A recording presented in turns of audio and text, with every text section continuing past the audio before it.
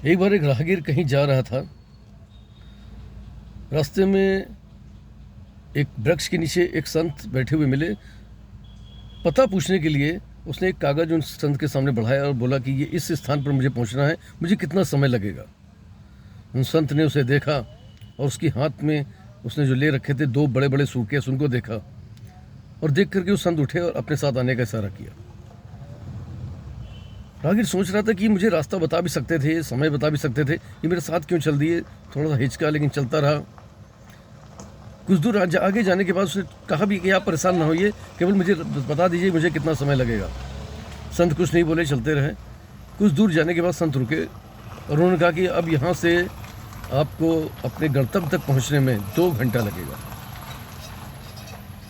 बड़ा आश्चर्य से उसने देखा। उसने कहा कि ये बात आप मुझे उस समय भी पेड़ के नीचे भी बता सकते थे कि मुझे पहुंचने में 2 घंटा लगेगा, आपने उसके लिए यहाँ तक आने की तकलीफ क्यों करी। उसने कहा तब तक, संत ने बोला कि तब तक मैं ये नहीं जानता था कि आपकी चलने की गति क्या है। इन 2 भारी सूटकेसों के साथ आप किस गति से चल सकते हैं, लेकिन कुछ दूर चलने के बाद मैं जान गया हूँ कि आप किस गति से चल सकते हैं और मैं आपको परफेक्ट टाइम बता सकता हूँ। और उसके संत वापस चले गए और आगे बहुत देर तक निहारता रहा, देखता रहा संत को। और उसने कहा सच में जीवन की जो यात्रा है, उस यात्रा में 2 सूटकेस हमारे पास रहते हैं।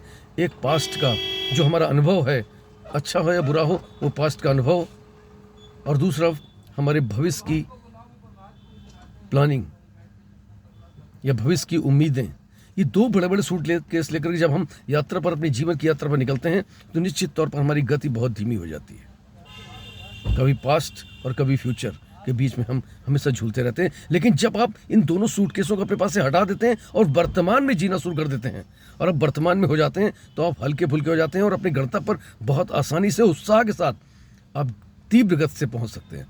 तो दोस्तों, सिर्फ वर्तमान में रहना है। जितना आप प्रेजेंट में रह सकते हैं, उतने ही तेज़ी से आप सक्सेस की ओर बढ़ सकते हैं। Wish you all the best. Thank you very much everybody. Love you all. आपसे फिर मिलूंगा, आपका दोस्त पीयूष रंजन, एक प्यारी सी कहानी के साथ। नमस्कार।